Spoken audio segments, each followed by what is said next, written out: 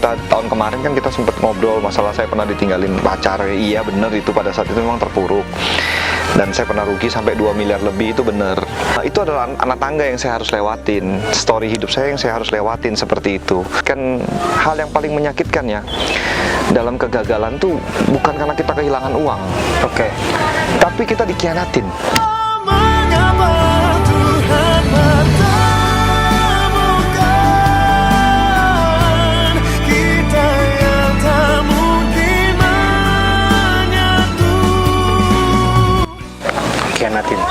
Itu jadi teman yang sudah kita anggap sebagai saudara kita, sahabat kita, bisa kita terpuruk. Nah, mereka adalah orang garda depan yang menjelekan kita. Kan itu gimana ya rasanya gitu ya. Ya dongkol sih dongkol, lu gak ada duit lari ke gua, lu butuh sesuatu lari ke gua, giliran gua terpuruk lu garda depan yang jelekin gua gitu kan, bahasanya kan seperti itu bahasanya kan. Jadi hal yang paling menyakitkan yang saya pelajari dalam setahun terakhir nih Mas Ruri adalah dikhianatin temen. Dikhianati temen. Kalau dulu saya belajar ditinggalin pacar, saya kehilangan duit waktu saya masih usia 20-an, itu menurut saya menyakitkan.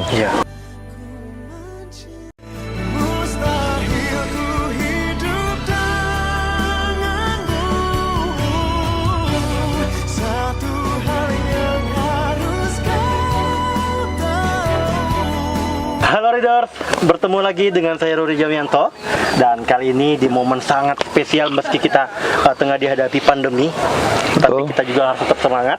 Dan kali ini spesial banget, saya bisa bertemu dengan pengusaha muda, putra daerah Tarakan, Kalimantan Utara. Dan di samping saya udah pasti tahu dong, tahun lalu saya pernah mewawancarai beliau, ya ini Pak Fendi Harlin. Oke, Pak Fendi, apa nih kegiatannya saat ini? Kegiatan saya selama pandemik ini hanya ngurusin kerjaan. Iya. Jadi untuk Pak Fendi Harlin ini sekarang di usia 32 tahun, apa aja nih yang udah tercapai sih?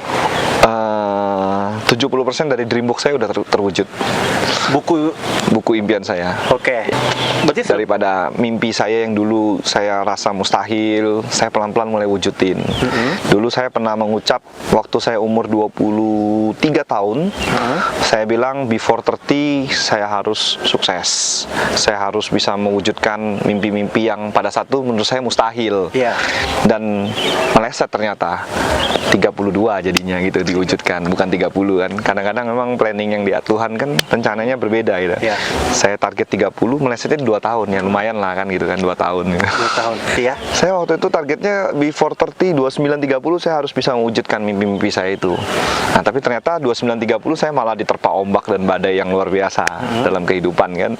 Jadi saya wujudkannya ya baru saat ini saya mulai wujudkan. Sedangkan saat ini usaha di Surabaya sedang berjalan ya? Sedang berjalan. Anak-anak muda bertanya, seperti apa Ko Fendi ini membangun bisnis itu seperti apa? Jadi apa yang saya kerjakan bisnis saya hari ini sebenarnya tidak pernah terbayangkan ketika saya waktu umur masih 20, 21, 22, saya nggak pernah terbayangkan saya punya bisnis seperti ini. Tapi proses kehidupan lah yang membuat saya mengarah ke bisnis ini. Otomatis dengan proses kehidupan itu kan berarti saya ada namanya action. Dari kita action lah, kita baru bisa pelan-pelan, oh ternyata kesini ya. Nanti action lagi sini, gagal sini, oh ternyata kesini ya. Seperti ada anak tangganya. Jadi menurut saya sih, kalau untuk anak-anak muda ya jangan berhenti untuk berjuang, mewujudkan apa itu mimpi. Mimpi itu adalah big picture, adalah gambaran besar yang kita ingin wujudkan. Tapi dengan wujudkannya seperti itu, setiap orang tuh punya story life-nya berbeda-beda. Cuman yang penting kita harus punya big picture dulu. Kalau kita nggak punya gambaran besar, kita nggak tahu kita mau kemana. Bisnis, usaha, atau mungkin kita dipercaya seseorang atau apa, itu hanya sebuah efek samping daripada big picture itu. Jalannya menuju ke sana. Contoh kita tadi mau ke kafe de Gunungan ini, ya ada orang yang kesini naiknya bus, ada naiknya yang mobil, ada yang naiknya motor, bermacam cara kan gitu kan. Tapi tujuan kita di sini. Nah seperti itu. Gambarnya sih kurang lebih seperti itu Mas Suri. Nggak semudah membalikan telapak tangan. Betul. Tentu Ko Fendi juga pernah berada di titik terendah. Betul. Di saat bangkrut itu ditinggalkan teman. Iya betul. Pacar. Ini kalau saya bercerita soal itu kayak sedih banget ya. Karena memang di saat kita butuh support, butuh teman untuk berbicara tapi malah nggak ada. Itu Ko Fendi untuk saat ini melalui semua itu dan akhirnya bisa memilih teman lebih fokus karir kah untuk Pasangan. Ya, pasangan. Kalau saya sih pribadi let it flow. Kita nggak bisa memaksakan kehendak kita. Kita mau fokus ini nih, kita mau fokus ini. Tapi kalau yang di atas ternyata tujuannya kamu harus fokus karir dulu dong. Nah, cuman memang kalau saya pribadi, kita tahun kemarin kan kita sempat ngobrol masalah saya pernah ditinggalin pacar. Iya bener itu pada saat itu memang terpuruk. Dan saya pernah rugi sampai 2 miliar lebih, itu bener. Jadi itu adalah anak tangga yang saya harus lewatin, story hidup saya yang saya harus lewatin seperti itu. Dan memang saya dulu waktu saya masih muda, saya selalu berpikir seperti ini. Saya itu suatu saat nanti kalau saya punya pasangan, banyak orang berpikir kan, kita merintis dari nol sama pasangan tuh indah. Itu betul, sangat indah kita merintis dari nol sama pasangan. Tapi kalau saya orangnya nggak tega. Saya mau mengajak pasangan tuh dari awal susah bareng. Saya tuh nggak tega, Pak. Kalau saya loh ya, prinsip saya tuh, saya kalau udah punya pasangan, saya harus bagaimana caranya membahagiakan dia. Jadi pada saat dulu waktu saya sempat punya pasangan, saya malah nggak fokus kerja, karena saya terus berikan yang terbaik. Tapi dampaknya adalah saya berada di zona nyaman saya pada saat itu. Akhirnya banyak hal-hal yang harusnya saya bisa berkreasi, saya bisa melakukan, saya stuck di situ. Intinya adalah kita mau fokus A atau B itu tergantung story hidup kita tuh gimana, garis tangan kita nih gimana, garis tangan kita nggak pernah tahu garis tangannya orang. Hari ini Ruri ketemu sama saya di sini ngobrol, kita nggak tahu garis tangannya Mas Ruri ini ternyata 5 tahun lagi dia seorang CEO perusahaan. Kita nggak tahu garis tangan orang gitu loh. Jadi kita jangan pernah underestimate dengan siapapun. Dan saya ingat pada saat itu saya terpuruk tahun kemarin, kita sempat ngobrol masalah 5 tahun yang lalu punya kejadian saya. Sebenarnya di setahun yang lalu pun saya sempat mengalami namanya guncangan, problem. Memang sih waktu itu saya nggak rugi sampai 2 miliar lebih, ruginya lebih kecil, 1 miliar lebih. Cuman tetap waktu itu hal yang paling menyakitkan dalam kegagalan tuh bukan karena kita kehilangan uang, tapi kita dikhianatin. Itu. Jadi teman yang udah kita anggap sebagai saudara kita, sahabat kita, di saat kita terpuruk, nah mereka adalah orang garda depan yang menjelekkan kita. Kan itu gimana ya rasanya gitu ya.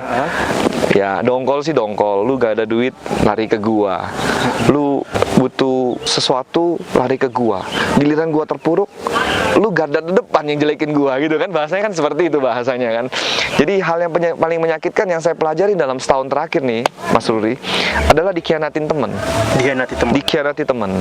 Kalau dulu saya belajar ditinggalin pacar, saya kehilangan duit waktu saya masih usia 20-an. Itu menurut saya menyakitkan. Tapi hari ini saya putuskan tinggal di Surabaya. Mungkin Ruri datang ke sini, kita ngobrol. Selama setahun ini banyak ujian yang saya lewatin. Salah satu ujian adalah yaitu dikhianati teman, dikhianatin rekan kerja. Itu, waduh itu nggak bisa. Itu sakitnya itu sampai ke ulu hati orang bilang. Saya punya buyer nih, buyer saya bawa nih ke seorang sahabat yang menurut saya ini sahabat saya, ini rekanan saya ini. Saya ajak diskusi, ternyata ditikung. Ternyata bisnisnya mereka langsung, saya pun nggak tahu gitu kan. Jadi menurut saya itu sangat menyakitkan karena gimana ya, kita udah menaruh semua kepercayaan itu dengan full ya, tapi dibalasnya seperti itu. Tapi saya percaya kalau itu proses yang harus saya lewatin. Karena ya saya nggak tahu juga ya yang di atas kenapa memilih saya melewati proses itu dan memilih dia sebagai objek untuk melakukan ke saya kan gitu kan. Saya nggak tahu gitu kan, setiap orang itu kan punya garis tangan masing-masing ya, cuman ya akhirnya saya tunjukin ke teman-teman saya yang menolak saya, yang mengecewakan saya, mengkhianati saya tunjukin ke mereka kalau orang yang lu anggap gagal, orang yang lu anggap gak becus, orang yang lu anggap gak bener, lu hanya manfaatin dia, orang ini gak bisa bangkit, saya tunjukin kalau saya patahkan semua apa mereka punya pemikiran gitu. Seperti itu. Iko, jadi kadang wah barangnya mewah-mewah semua, ada mobilnya, tapi di balik itu juga ada perjuangan itu kok ya gitu. Sebenarnya kalau saya pribadi sih barang mewah atau mobil apa itu hanya sebuah efek samping daripada ya kita hadiahilah diri kita untuk kerja keras kita kan gitu. Berarti seperti tadi yang kita sebutkan poinnya itu pertama bermimpi, yang kedua itu menulis mimpi itu dalam sebuah buku ya. Iya. Itu memang harus menulis dalam buku. Itu harus. Beda nggak dengan menulis di HP? Beda. Beda. Beda. Karena manusia ini kan dikontrol dalam alam bawah sadar. Jadi ketika kita menulis, kita melihat apa yang kita lihat, apa yang kita dengar, apa yang kita ucapkan, itu akan menjadi sebuah iman. Iya. Dan iman itu akan bertumbuh seiring dengan waktu. Iya. Tanpa kita sadari, alam bawah sadar kita akan membawa kita ke arah situ.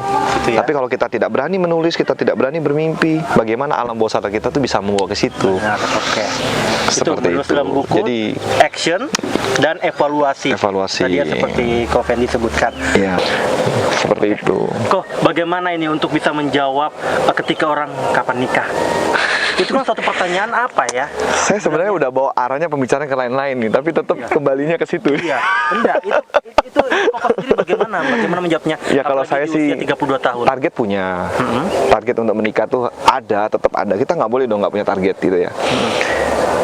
Target ada, tapi tetap kan kita mencari yang terbaik. Memang yang sempurna tuh hanya milik Tuhan, hanya milik yang di atas. Tapi setidaknya kita mencari yang cocok. Ya makanya saya berterima kasih nih sama Mas Ruri nih, diundang ngobrolin seperti ini. Saya dipromosiin, itu langsung kan. Maksudnya promosiin jadi Saya dipromosiin di sini. boleh, berarti kalau cewek yang mau sama Koko Fendi ini nomornya di bawah sama nomor WhatsApp-nya ya. Wah jangan nomor WhatsApp. Jangan ya. Instagram aja, Instagram. Oke. Enggak, tapi kadang hal-hal seperti itu masih sering. Sering lah, apalagi Sering, dari ya? keluarga kan menanyakan kamu kapan, Oh, keluarga juga ya pastilah orang tua kan pasti mengharapkan anaknya itu punya rumah tangga. Tapi tetap pada prinsip saya tuh rumah tangga itu harus. Tapi waktunya kapan kita nggak tahu. Nah kalau saya ya, Iya. tapi setiap orang perjalanan hidup beda-beda. Ada mungkin yang umur 20-an dia sudah nikah, menemukan jodohnya. Ya kenapa tidak? Kita nggak bisa menjadi oh berarti dia gagal dong nikah cepat. Enggak juga, ada yang nikah cepat suksesnya juga ada. Jadi kan kalau bicara masalah hal seperti itu kita nggak bisa tahu jodoh, mati, rezeki itu semua di tangan Tuhan. Seperti itu. Tapi kok semenjak terjadi hal yang membuat Koko shock sendiri, maaf bahasanya itu tidak jadi menikah saat itu. Yes. Pernah nggak sih membangun kembali, merajut cinta? Pernah nggak kembali? Karena pada saat itu, jadi ketika waktu itu saya gagal untuk merit, prinsip saya pada saat itu saya balas kekecewaan saya, sakit hati saya itu dengan kerjaan pada saat itu. Mantap. Betul. Jadi saya tunjukin yang dulunya saya terpuruk sekali, saya tunjukin kalau saya mampu men-settle diri saya. Nah, kalau merajut kembali, jujur karena emang keterbatasan waktu ya, Suri. Kita kan bukan anak SMA, bukan anak SMP, SMA, kuliah yang mungkin banyak temen. Yang pada saat itu kita sering nongkrong, kita berkenal dengan banyak sekali orang gitu ya. Sekarang ini waktu lebih terbatas, paling lingkungannya hanya lingkungan kerja sebatas itu. Ya memang butuh waktu sih untuk mencari tulang rusuk yang tercecer itu. Tulang rusuk yang tercecer itu ya. Semoga menonton ini. Oke. Ya siapa tahu dari Mas Ruri kan bisa dipromosin, dapat tulang rusuk itu kan cocok kan, kita nggak tahu size-nya cocok atau enggak gitu kan. Iya, itu sih. Semoga lah kok ya. Kayak gitu ya. Ya, karena bisa dibilang apa sih yang Ko Fendi nggak miliki? Enggak Mas, saya masih belum apa-apa sebenarnya. Saya Itu bagi masih Ko Fendi, belajar. ya? Masih belajar. Saya masih belajar, usaha juga saya baru lintis. Amin, semoga sukses. Itu. Ya. Jadi nggak ada yang perlu dibanggakan sebenarnya. Karena semua ini kan hanya titipan. Benar. Yang saya banggakan adalah saya sudah berbuat apa dengan orang banyak. Itu yang saya banggakan kepada diri saya. Benar. Dan itu sebagai amanat saya sebenarnya. Titipan dari atas, saya harus menjalankannya. Itu. Target.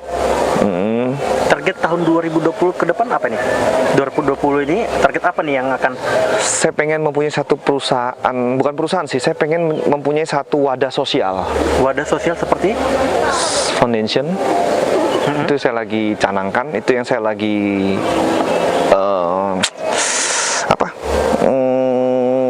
kaji terus dengan beberapa penasehat saya. Kita lagi kaji masalah foundation ini, baiknya gimana, apa. Intinya saya pengen berbuat sesuatu lebih besar untuk bangsa ini. Itu. Ko saat ini belum dia? Saat ini saya berbuat sesuatu mungkin hanya skala kecil ya menurut saya. Ya saya nggak usah ceritakan lah pembagian sembako apa, saya nggak perlu ceritakan lah di sini kan. Itu kan tangan kanan memberi, tangan kiri nggak boleh tahu kan, begitu kan. Tapi kalau sama saya harus, ya dia harus tahu ya. Maksud saya, saya pengen berbuat sesuatu lebih besar kepada bangsa ini dalam hal sosial, dalam hal banyak orang bisa lebih terbantu.